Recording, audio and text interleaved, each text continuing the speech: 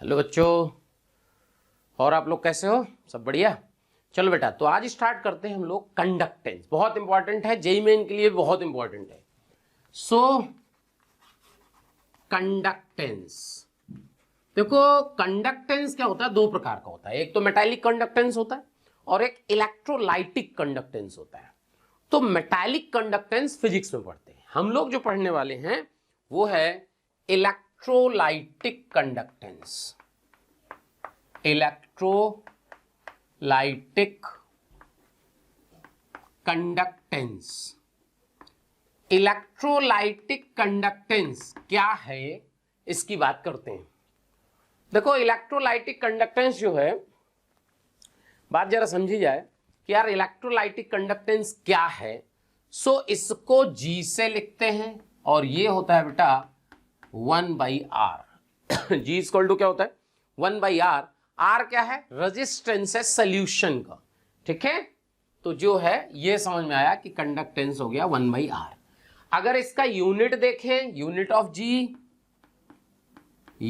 Of G conductance, तो ये हो जाएगा ओम इनवर्स और मोहो और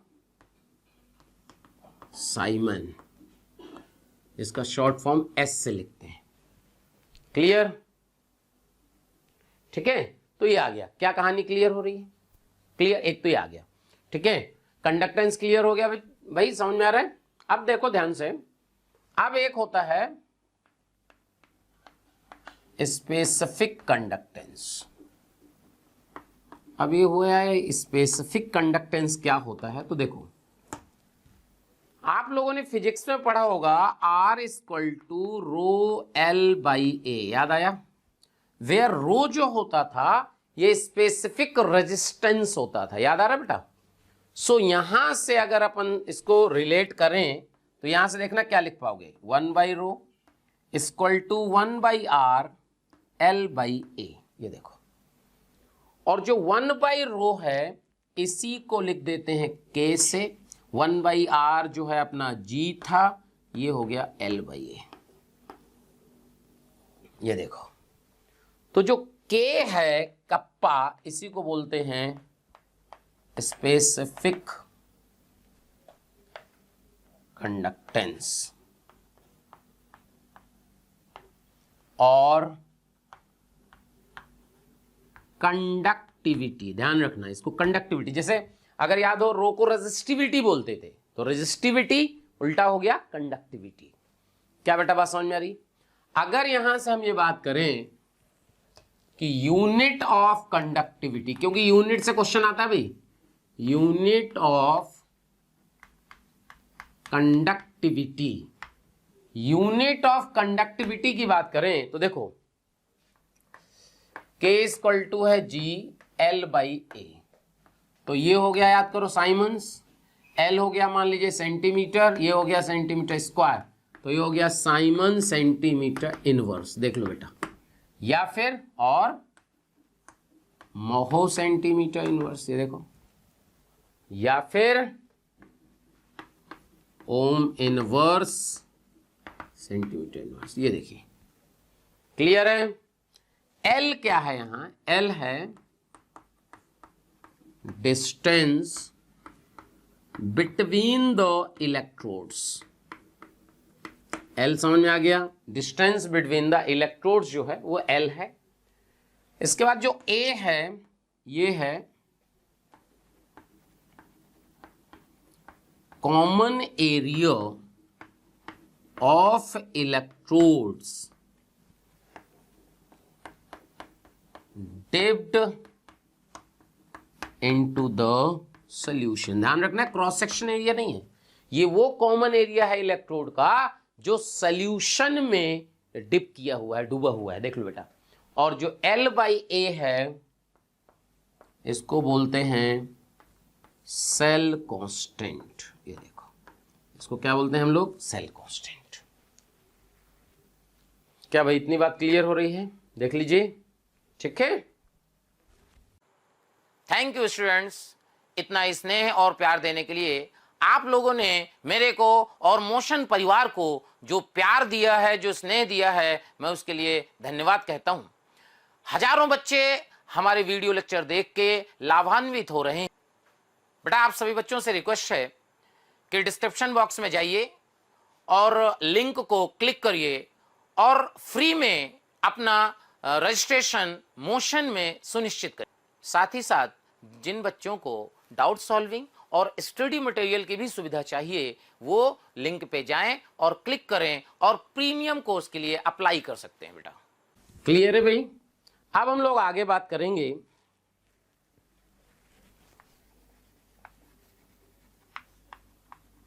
कंडक्टेंस ऑफ इलेक्ट्रोलाइट। कोई इलेक्ट्रोलाइट है तो उसका कंडक्टेंस कैसे निकालेंगे, समझना बेटा। तो देखो, K = G L/A अपन ने निकाला। इफ L = 1 सेंटीमीटर रख दें और A रख दें, देखो तो बात समझना बेटा। ये इलेक्ट्रोड हो गया डिस्टेंस और ये कॉमन एरिया जो डिप किया हुआ है। तो अगर L × A करें तो ये वॉल्यूम ऑफ इलेक्ट्रोलाइट आ जाएगा। सोच के देखो, ये आप ऐसे देखो कि देखना, गड़बड़ मत करना। यहां पे आपके ये 2 इलेक्ट्रोड हैं,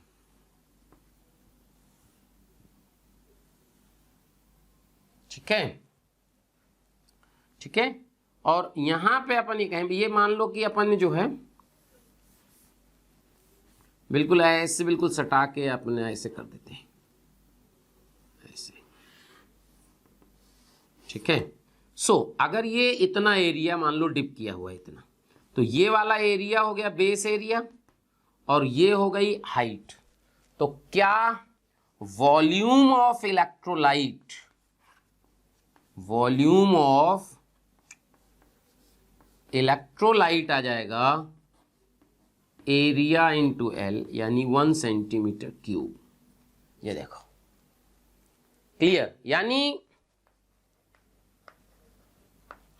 conductance of 1 centimeter cube electrolyte is equal to K Simon centimeter inverse। Check करो, क्लियर? कंडक्टेंस जो है ये आ गया। क्लियर है बेटा? कोई डाउट हो तो बोल देना बेटा, ठीक है? क्लियर है? यूनिट का एक बार ध्यान रख लेना। कंडक्टेंस सेंटीमीटर यहां से आएगा, ठीक है, ठीक है। तो यहां से ये समझ में आ गया, इसको हटा लेते हैं, के आ गया मान लो, ठीक है। सो जो है, अगर हम कहें कि conductance of V centimetre cube electrolyte, ध्यान से, इक्वल टू, चेक कर लो। यहां से अगर हम बात करें कि यार इसका जो है कंडक्टेंस क्या होगा, तो क्या आप लिख सकते हो कि ये होगा Kv। चेक करो, देखो। So conductance of V centimetre electrolyte equal to Kv। और इसको जो है ध्यान से, अपन ने कहा कि इलेक्ट्रोलाइटिक जो इलेक्ट्रोलाइट है उसका कंडक्टेंस अपन लेमडा से डिनोट करेंगे और लेमडा इक्वल टू हो गया Kv। क्या भाई बात समझ में आ रही है?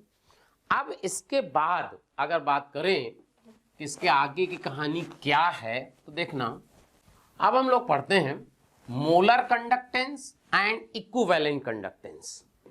अब ये हुआ कि मोलर कंडक्टेंस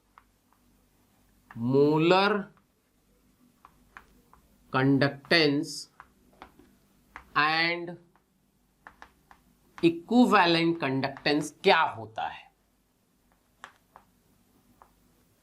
देखो, molar conductance and equivalent conductance. Molar conductance क्या होता है? All the conductance produced by 1 mole electrolyte is known as molar conductance. Check करो बेटा, all the conductance produced by 1 mole electrolyte, all the conductance produced by 1 mole electrolyte is known as molar conductance. Check करिए, clear? कहने का मतलब ये कि lambda का value केवी अगर हम लिखे और यहां लेमडा एम कर दिया, it is a molar conductance, तो यहां जो केवी होगा ना, ये जो वी होगा ये होगा volume of 1 mole electrolyte. Check करो बेटा, अगर इसे हम मोलर कंडक्टेंस कह रहे हैं तो ये वॉल्यूम ऑफ 1 मोल इलेक्ट्रोलाइट होगा। अब ये हुआ कि वॉल्यूम ऑफ 1 मोल इलेक्ट्रोलाइट कैसे निकाला जाए, तो देखो प्यारे बच्चों, बहुत सारे बच्चों के कमेंट आ रहे हैं ना कि आप इस टॉपिक पे वीडियो बनाइए। तो मैं बच्चों आपको बताना चाहता हूं कि ऐसा हो सकता है कि वो वीडियो ऑलरेडी चैनल में पड़ा हो। उसके लिए आपको करना क्या है कि मोशन के चैनल को सब्सक्राइब करना है और बेल आइकन को हिट करना है, जिससे आपके कोई भी नोटिफिकेशन मिस ना हो। हम कोशिश करेंगे कि आपकी जो डिमांड है मोशन परिवार पूरी करे। तो अगर अपन ये मान लें कि जो m है वो molarity of the electrolyte, then we can say that volume of m mole electrolyte is equal to 1000 cm cube। Check करो भाई, मोलारिटी का मतलब क्या होता है? 1 लीटर में मोल, तो m मोल है 1 लीटर में, यानी m मोल का वॉल्यूम 1000 cm क्यूब है। So volume of 1 mole electrolyte equal to हो जाएगा 1000 by m cm cube. Check करो बेटा, सो अगर ये आ गया तो लेमडा m का वैल्यू आ जाएगा k और v की जगह रख दीजिएगा 1000 बाई m। ये देखो, ये है molar conductance. Unit of lambda m जो आएगा वो आएगा साइमन सेंटीमीटर स्क्वायर पर मोल। चेक करो, क्यों? ये साइमन सेंटीमीटर इनवर्स था और यहां v सेंटीमीटर क्यूब पर मोल से मल्टीप्लाई है। देखो अब आया कि इक्विवेलेंट कंडक्टेंस क्या है। सो इक्विवेलेंट कंडक्टेंस की अगर बात की जाए कि यार इक्विवेलेंट कंडक्टेंस क्या है, तो देखो इक्विवेलेंट कंडक्टेंस क्या होगा समझना।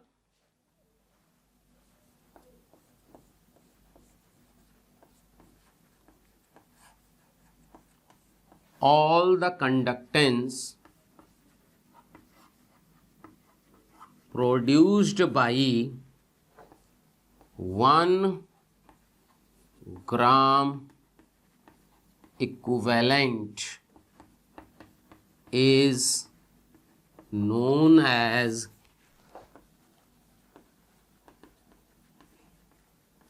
equivalent conductance। क्लियर? सो यहां लेमडा ई का वैल्यू आता है k इंटू वी, वेयर ये जो v हो जाएगा ये होगा वॉल्यूम ऑफ 1 इक्विवेलेंट। चेक करो बेटा, सो इसके लिए क्या होगा? नॉर्मैलिटी मानेंगे। अगर नॉर्मैलिटी n है, इसका मतलब हुआ कि 1 लीटर में n ग्राम इक्विवेलेंट है, तो n ग्राम इक्विवेलेंट का वॉल्यूम 1 लीटर, तो 1 ग्राम इक्विवेलेंट का 1000 बाई n cm क्यूब। यानी क्या लेमडा ई का value k into 1000 by n हो जाएगा। देख लो बेटा, ये देखिए, ये है आपका इक्विवेलेंट कंडक्टेंस। नोट कर लीजिए। सो बेटा अपने को मोलर कंडक्टेंस क्या होता है, इक्विवेलेंट कंडक्टेंस क्या होता है, ये समझ में आया। अब हम लोग पढ़ेंगे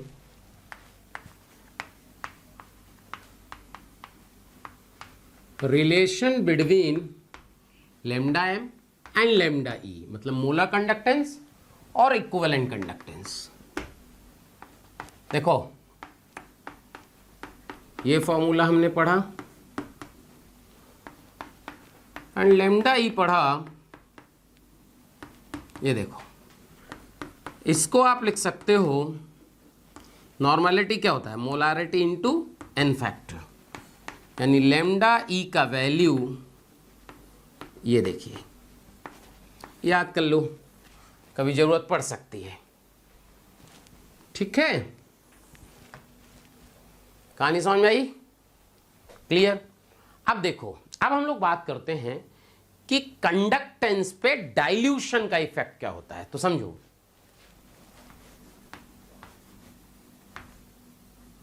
on dilution lambda m increases because on dilution number of ions increases। ठीक है, but on dilution specific conductance decreases। ये देखिए, यानी डाइल्यूशन से कंडक्टेंस बढ़ता है लेकिन स्पेसिफिक कंडक्टेंस घटता है। क्यों? क्योंकि लैम्डा का वैल्यू होता है k इंटू वी। सो जब v बढ़ेगा तो लैम्डा बढ़ेगा, लेकिन जो k होता है ये होता है लैम्डा बाई वी, यानी v बढ़ा लैम्डा भी बढ़ा, लेकिन जिस रेट से v बढ़ता है उस रेट से लैम्डा नहीं बढ़ता। क्योंकि अगर आपने वॉल्यूम डबल किए तो आयंस डबल थोड़ी ना हो जाते हैं। तो इसलिए जो स्पेसिफिक कंडक्टेंस है वो number of ions per unit volume है, and number of ions per unit volume हमेशा डाइल्यूशन से घटता है। इसलिए ध्यान रखना, k क्या होता है, घटता है। ठीक है, दूसरी बात, lambda and k both are additive in nature, मतलब आप इनको डायरेक्ट ऐड कर सकते हो। ठीक है, ये दोनों जो है बेटा एडिटिव इन नेचर होते हैं। कहानी क्लियर है? पक्का? देख लीजिए, एक तो बात ये समझ में आ गई कि भाई आप लैम्डा ई लैम्डा एम रिलेशन डाइल्यूशन से क्या इफेक्ट होता है। अब हमने कहा कि डाइल्यूशन से लैम्डा बढ़ता है, तो ऐसे सोचो अब क्या होगा, ध्यान दीजिएगा। अब हम लोग जो पढ़ने वाले हैं वो है conductance at infinite dilution. Conductance at infinite dilution का क्या मतलब है? कंडक्टेंस एट इनफाइनाइट डाइल्यूशन, तो सिंपल सा लॉजिक है। हमने कहा कि on dilution conductance increases, on dilution conductance increases. इसका मतलब हुआ, क्लियर करो, कि जब आप इनफाइनाइट डाइल्यूट कर दोगे तो कंडक्टेंस तो बहुत बढ़ गया होगा। तो कैसे? The maximum conductance of any electrolyte is known as conductance at infinite dilution of that electrolyte. यानी किसी भी इलेक्ट्रोलाइट का जो मैक्सिमम कंडक्टेंस हो सकता है उसे हम इनफाइनाइट डाइल्यूट, क्यों? उसके आगे तो डाइल्यूशन होगा ही नहीं ना। तो मतलब ये हुआ कि the maximum conductance, the maximum conductance of any electrolyte is known as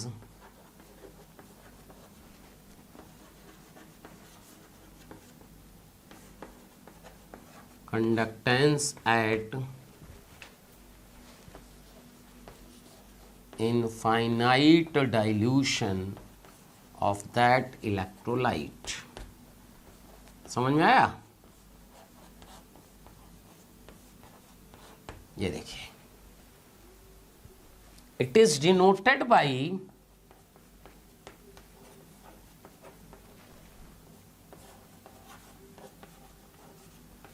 lambda infinite और lambda not. lambda infinite lambda not का क्यों? लेमडा इनफाइनाइट का मतलब डाइल्यूशन को बताएगा और नॉट बताएगा आपके कंसंट्रेशन को, कि अगर इनफाइनाइट डाइल्यूशन कर दिए तो कंसंट्रेशन जीरो को टेंड करेगा। इसी को लिमिटिंग कंडक्टेंस भी बोलते हैं, ध्यान रखना, कहीं कहीं क्वेश्चन में लिमिटिंग कंडक्टेंस टर्म यूज करता है। क्या भाई समझ में आया? अब हम लोग बात करेंगे, देखो, degree of ionization of weak electrolyte. आपको ये पहले भी बताया जा चुका है कि कभी भी कोई वीक इलेक्ट्रोलाइट होता है और उसको आप इनफाइनाइट डाइल्यूशन कर दो तो स्ट्रॉन्ग इलेक्ट्रोलाइट की तरह बिहेवियर शो करता है, क्योंकि इनफाइनाइट डाइल्यूशन पे वो 100% आयोनाइज हो जाता है। सो होता क्या है कि जब कंडक्टेंस लेमडा नॉट होगा तो एक प्रकार से अल्फा का वैल्यू 1 हो जाएगा। चेक करो, क्यों? क्योंकि कंडक्टेंस लेमडा नॉट मतलब इनफाइनाइट डाइल्यूशन। अब अगर कंडक्टेंस लेमडा सी है तो अल्फा का वैल्यू हो जाएगा lambda C by lambda naught. Check कर लो, लेमडा सी का मतलब कि जब कंसंट्रेशन सी मोलर है तो कंडक्टेंस क्या था, लेमडा सी, और लेमडा नॉट का मतलब इनफाइनाइट डाइल्यूशन थे। क्या बात समझ में आ रही? ये अल्फा हो गया। क्लियर है बेटा? एक तो ये बात समझ में आ गई। दूसरा, variation of conductance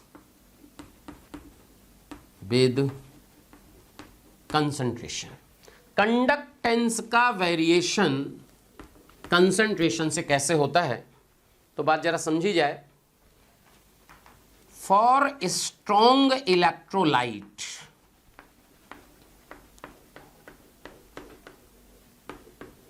for strong electrolyte lambda C का वैल्यू होता है lambda nought minus A root C. ये देखो, और इसे बोलते हैं, इस इक्वेशन को बोलते हैं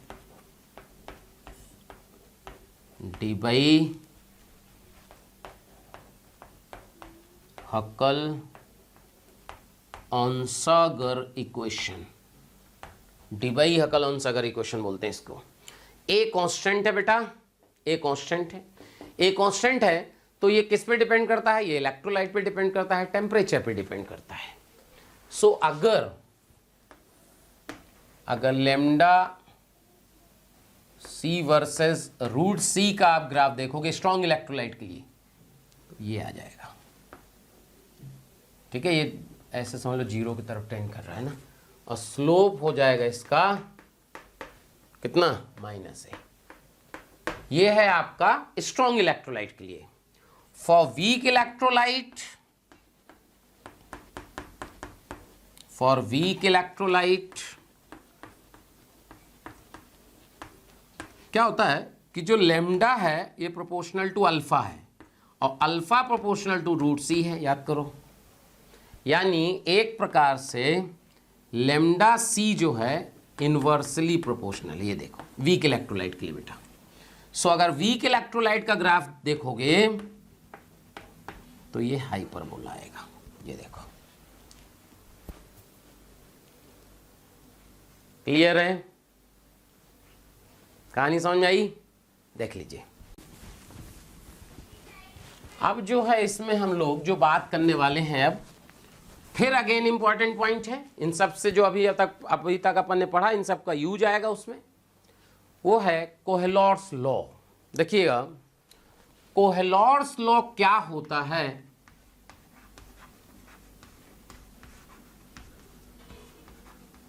कोहेलॉर्स लॉ बहुत इंपॉर्टेंट। कोहेलॉर्स लॉ क्या बोलता है कि at infinite dilution the equivalent conductance of any electrolyte is the sum of equivalent conductance of cation and anion. यानी कि according to this law, according to this law, the equivalent the equivalent conductance at infinite dilution of any electrolyte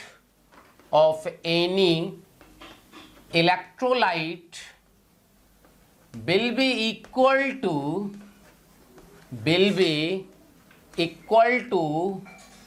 sum of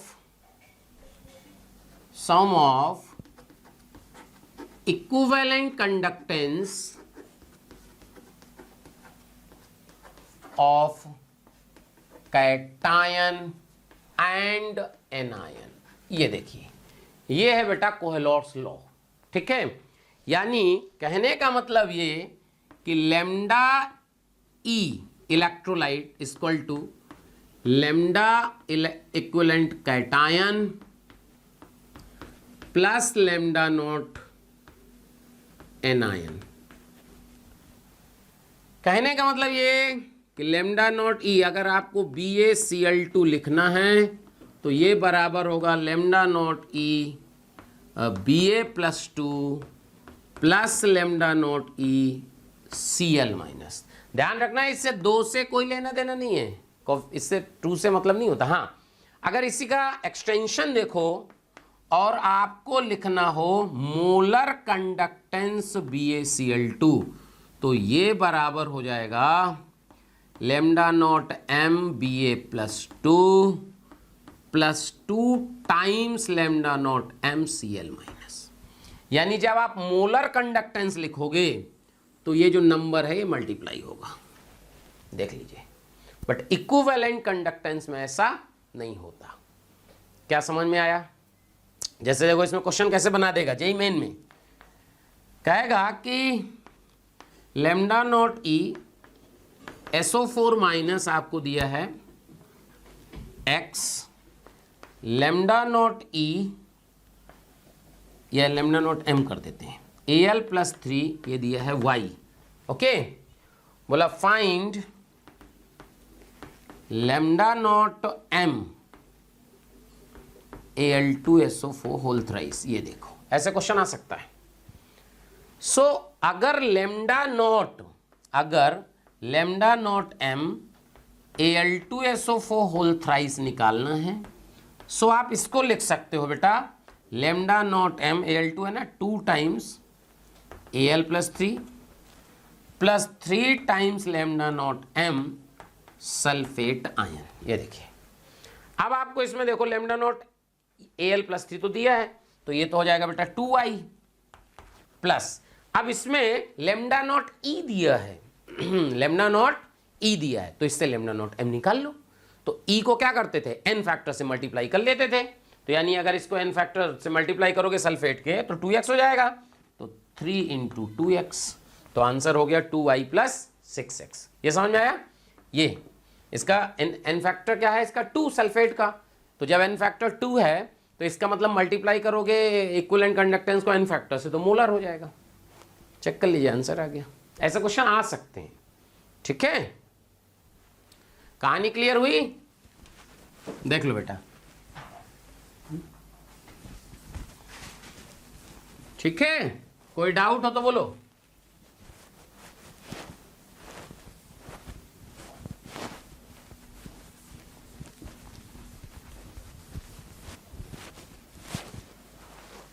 अब देखो भाई, बात clear हो गई यहां तक। अब जो है अपन बात करते हैं एप्लीकेशन ऑफ कोहेलॉर्स लॉ, बहुत important.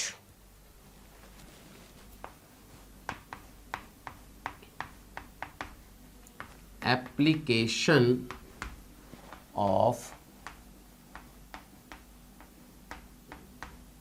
Kohlrausch's law. Application of Kohlrausch's law क्या होगा ये समझिए। सो पहला है कैलकुलेशन फॉर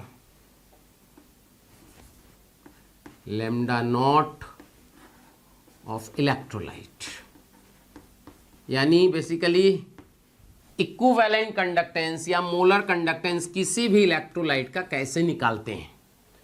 तो देखो सपोज क्वेश्चन आया कि लैम्डा नॉट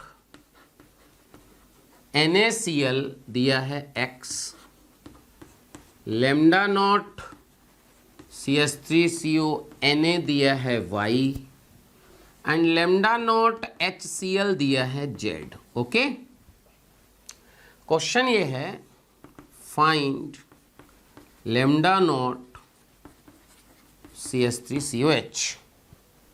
अच्छा, इसमें सबका n फैक्टर 1 है, इसलिए इसमें मोलर और इक्विवेलेंट की जरूरत नहीं पड़ती अपने को। अब देखो ध्यान से, अगर आपको समझ में आ गया तो तुरंत आ जाएगा। आपको बेटा ये लिखना है लैम्डा नॉट एसिटिक एसिड। अच्छा, लैम्डा नॉट एसिटिक एसिड का मतलब हो गया एसीटेट आयन प्लस H+। तो अब आप ये देखना है कि आपको एसीटेट आयन कहां से मिलेगा, यहां से।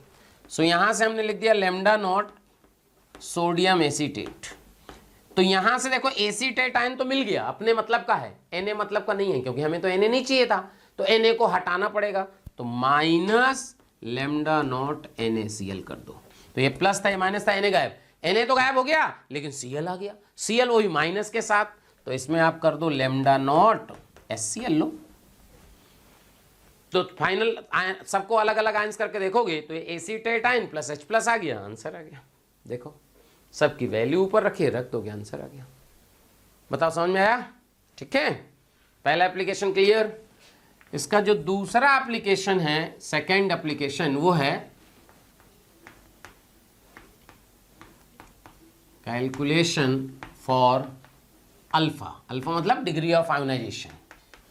ओके, सो आपको अल्फा का वैल्यू तो पता ही होता है, लैम्डा C दिया होगा, लैम्डा नॉट से डिवाइड कर दीजिए, आंसर आ गया।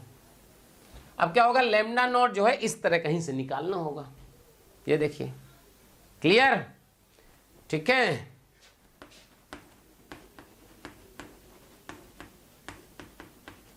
कैलकुलेशन फॉर Ka, मान लो कोई एसिड है, उसका Ka निकालना है, बहुत आसान है। अल्फा निकाल लीजिए यहां से, और Ka का वैल्यू क्या लिख दोगे, एक एक लाइन, ये लो, ये लो, Ka आ गया, चेक करो। ठीक है, फोर्थ, ये ज्यादा इंपॉर्टेंट है, फोर्थ वाला बेटा ना, कैलकुलेशन फॉर KSP। किसी का KSP कैसे निकालते हैं, ये इंपॉर्टेंट है। इस पे जो है क्वेश्चन आ सकता है, बहुत बढ़िया सा क्वेश्चन बन भी सकता है। ठीक है, सो अब किसी का KSP कैसे निकालते हैं ये समझते हैं। सो देखिएगा, क्योंकि इस पे क्वेश्चन आ भी चुका है और आ भी सकता है, एडवांस में सब के लिए इंपॉर्टेंट है बेटा।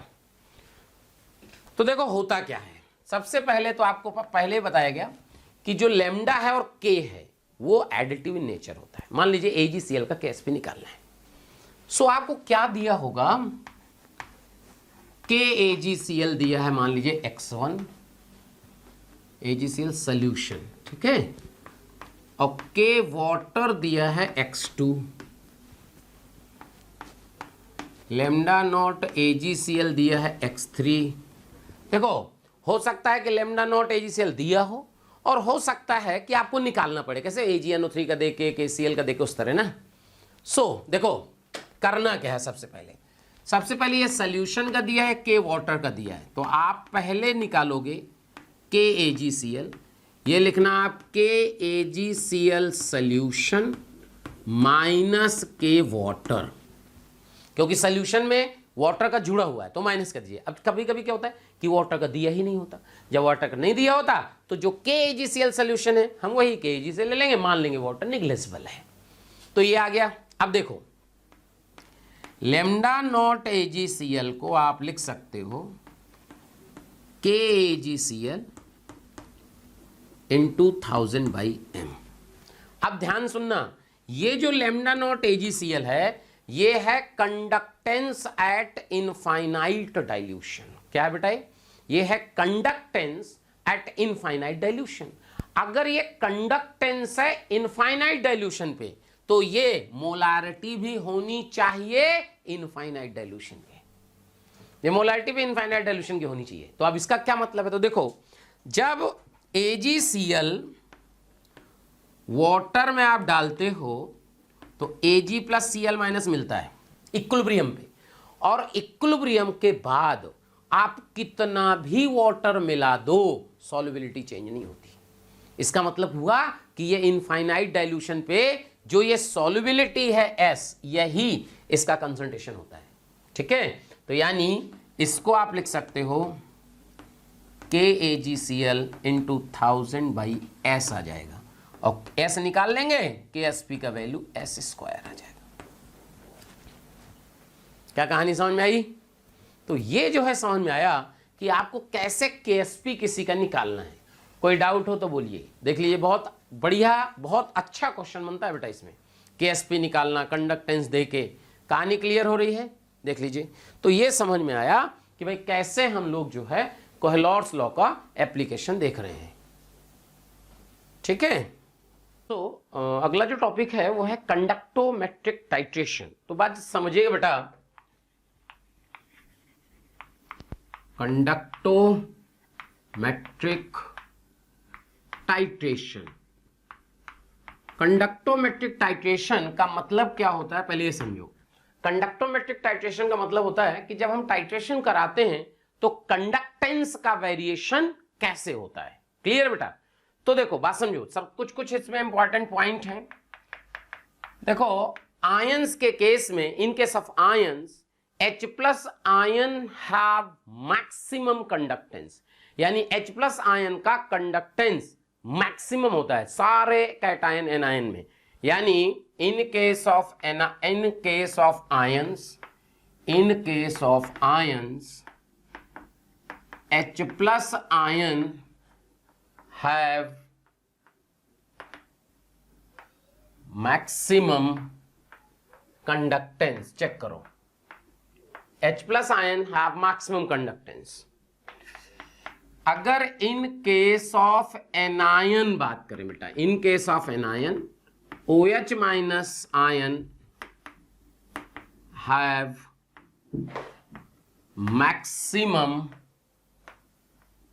कंडक्टेंस। चेक करो, यानी आयंस के केस में देखोगे तो H+ आयन का कंडक्टेंस सबसे ज्यादा होगा, एनायन के केस में देखोगे तो OH- का होगा। इसका मतलब H+ का कंडक्टेंस OH- से ज्यादा होता है। ध्यान रखिएगा, एक्चुअली में क्या होता है कि H+ का जो कंडक्टेंस है वो जंप कर करके बढ़ता है। इसको बोलते हैं ग्रोथस मैकेनिज्म। एक साइंटिस्ट था ग्रोथस, जिसने बताया।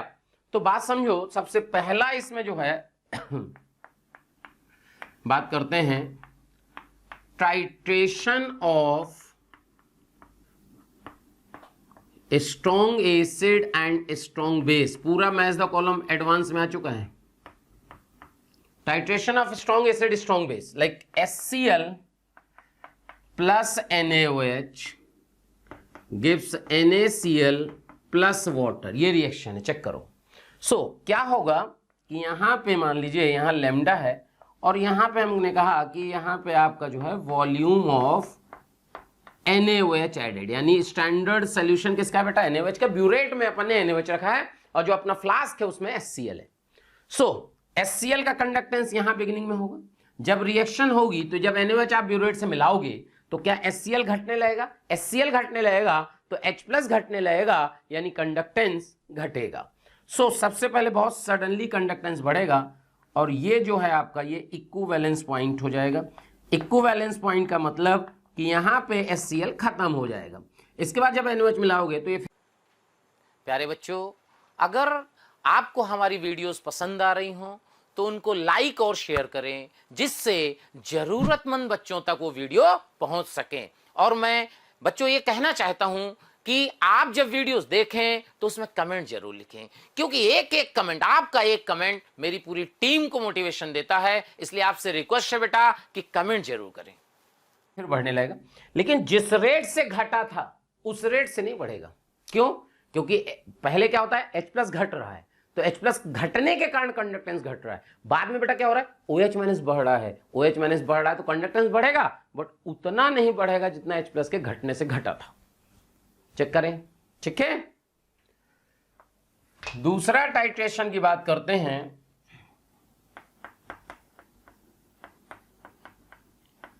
Titration of weak acid plus strong base. ये देखिए, weak acid plus strong base.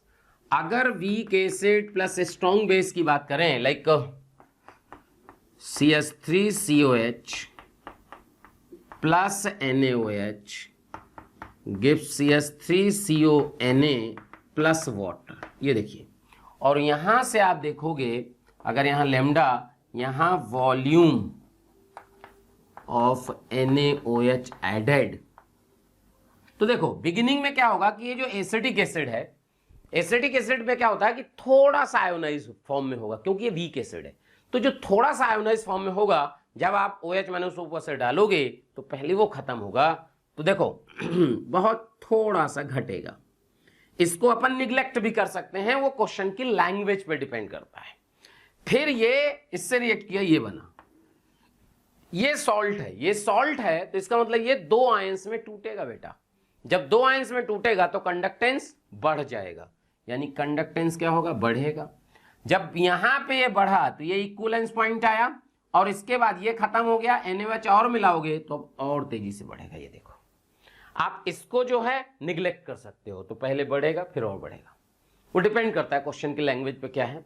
अच्छा, उल्टा सोचो कि अगर यहां पे लिखा होता volume of acetic acid added, मतलब हमने ऊपर से एसिटिक एसिड मिलाया, यानी पहले फ्लास्क में क्या है, NaOH, तो NaOH घटेगा पहले, फिर यहां एसिटिक एसिड मिलाओगे तो बहुत थोड़ा सा जो है बढ़ेगा, या ऑलमोस्ट कांस्टेंट रहेगा। देख लीजिए, क्लियर है? तो ये जो है आपको जो है कहानी समझ में आई कि भाई कैसे कैसे हम लोग जो है कंडक्टेंस चेंज कर रहे हैं टाइट्रेशन में।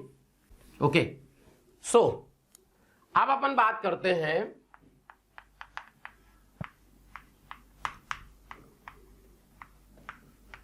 टाइट्रेशन ऑफ वीक एसिड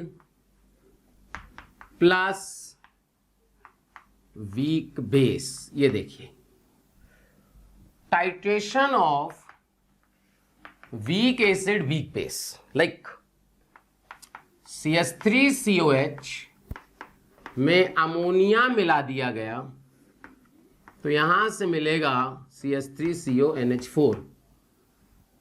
ठीक है बेटा, ये सॉल्ट है, ये आयोनाइज हो जाएगा 2 आयंस में।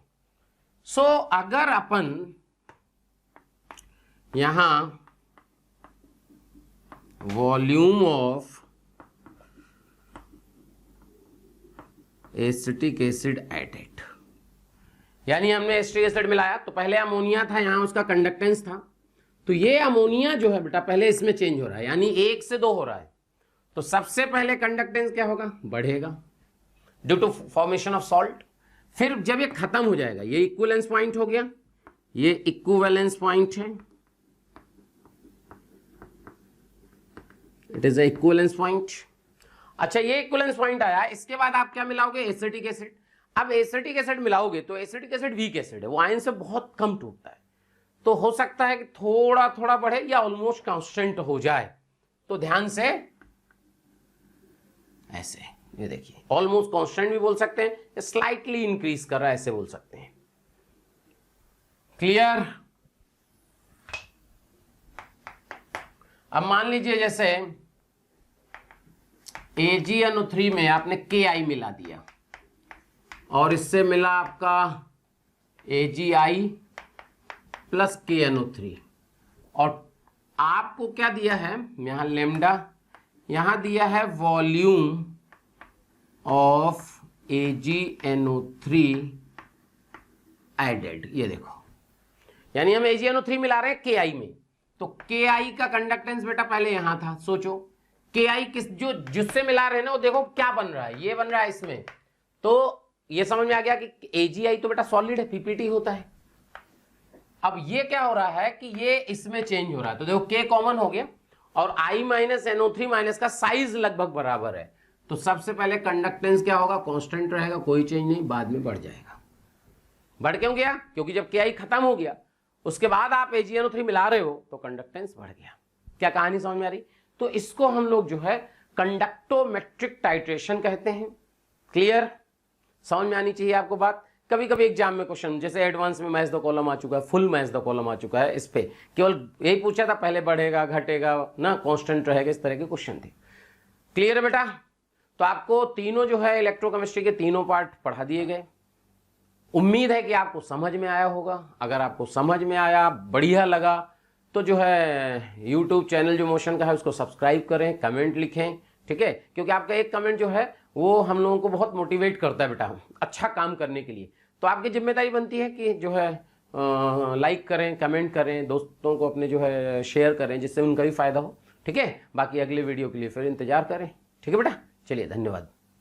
प्यारे बच्चों, अगर आपको मेरे वीडियो पसंद आ रहे हैं और आप मुझसे पढ़ना चाहते हैं तो मैं अभी आपको एक नंबर दे रहा हूं, उस पर आज ही कॉल करें, जिससे आने वाले वीडियो आपको मिल जाएं और आप उससे लाभान्वित हों। नंबर लिख लीजिए 18002121 799।